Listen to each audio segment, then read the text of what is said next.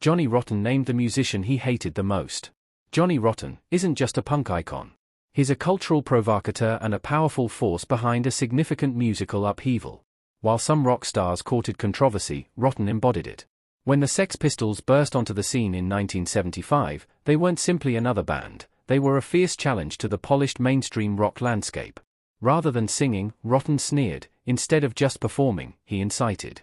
By 1977, with the release of Never Mind the Bollocks, Here's the Sex Pistols, Rotten achieved what few artists can. He created music that not only terrified the establishment but also ignited a passionate movement among young fans. Tracks like Anarchy in the UK and God Save the Queen went beyond being rebellious; they were censored, debated, and analysed on national television, much to Rotten's delight. Even today, long after punk's heyday, John Lydon remains outspoken and unapologetically candid.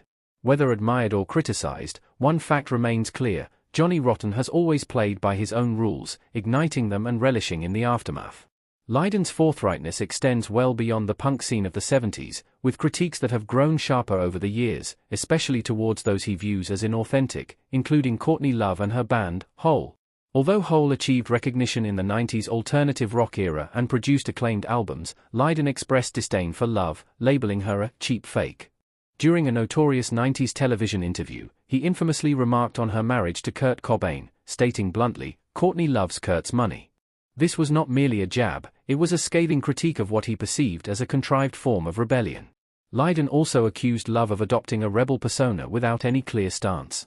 "You love the idea of being a rebel, but you haven't proved to me or anybody what you're rebelling against. You're just a pile of confusion. Why a cheap fake?" Regardless of agreement or disagreement with his views, Lydon's voice carries significant weight. He witnessed punk's inception firsthand, and to him, authenticity is still paramount, especially in a world where many are simply playing roles.